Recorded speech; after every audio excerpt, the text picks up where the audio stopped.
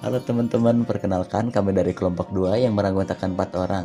Yang pertama ada saya sendiri, nama saya Setiawan, kelas 3D dengan NPM 230660121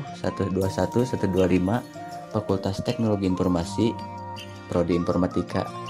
Dan yang kedua ada Halo semuanya, perkenalkan nama saya Tiara Zahra Nur Fauzia dengan nomor induk mahasiswa 2306601211103. Saya dari kelas IF3D. dan yang ketiga. Halo teman-teman, perkenalkan nama saya Aris Fadila, saya dari kelas 3D dengan NPM 230660121090. Saya dari Prodi Informatika. Dan yang keempat. Halo teman-teman, perkenalkan nama saya Rizky Febrianto dari kelas TI 3D dengan nomor NPM 230660121108. Kita lanjut ke pembahasannya. Yang pertama ada penjelasan tentang kernel. Teman-teman semua tahu nggak sih apa itu kernel?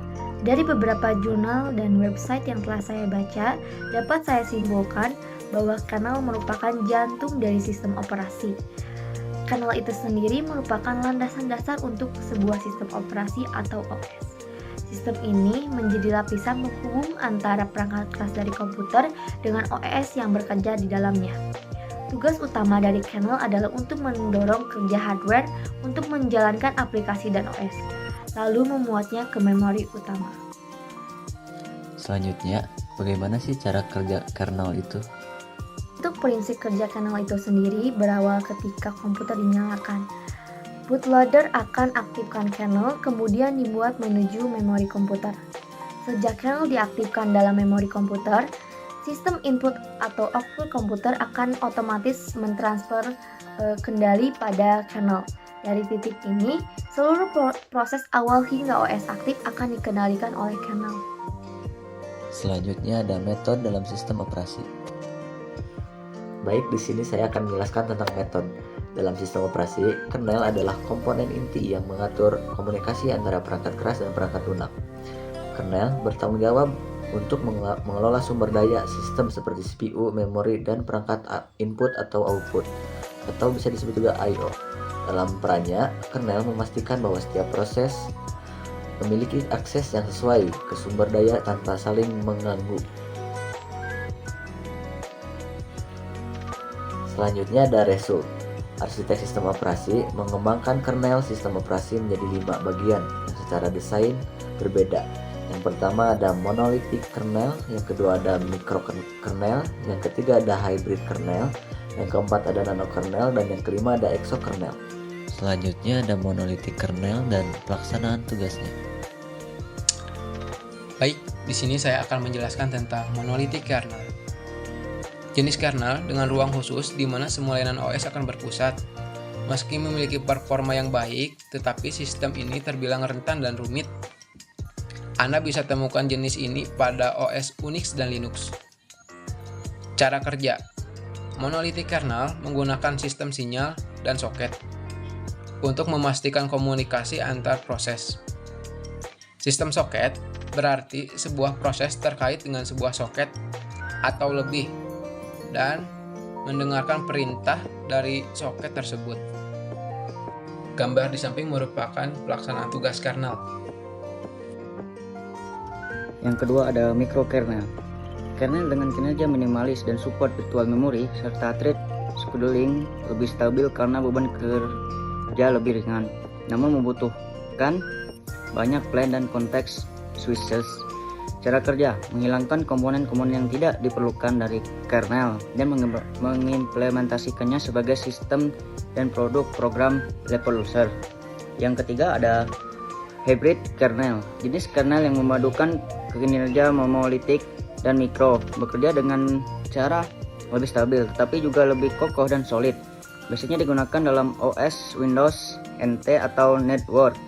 Cara kerja: setiap papan plug-in PC atau VCI atau ISA yang dikendalikan oleh RTOS dapat menghasilkan interupsi ini, dan interupsi yang ditujukan untuk RTOS selalu menerima prioritas yang lebih tinggi daripada yang ditujukan untuk desktop OS.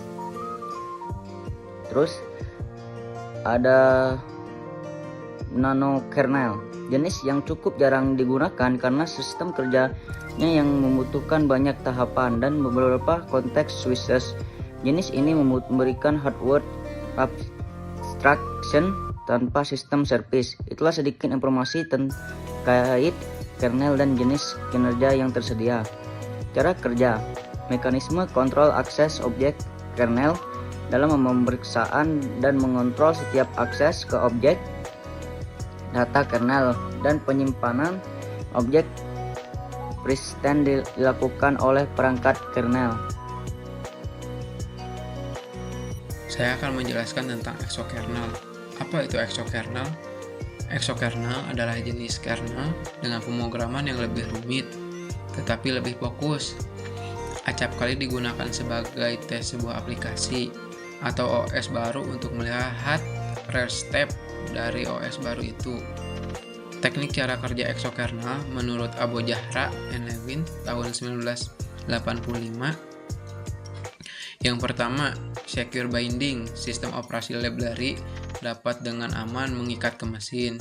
Yang kedua, visible replication, memungkinkan sistem operasi library untuk berpartisipasi dalam abort protokol sumber daya. Yang ketiga, abort protokol digunakan oleh exokernel untuk memutuskan secure binding dari sistem operasi library yang tidak kooperatif dengan paksa. Dari materi ini kami dapat menyimpulkan kernel dapat mengelola cara perangkat keras dan perangkat lunak berkomunikasi dan memastikannya semua berjalan dengan lancar. Berbagai jenis kernel seperti monolitik, microkernel, hybrid kernel, nanokernel, dan exokernel menawarkan berbagai cara untuk menyeimbangkan kinerja, kesalahan, dan kemudahan pemeliharaan.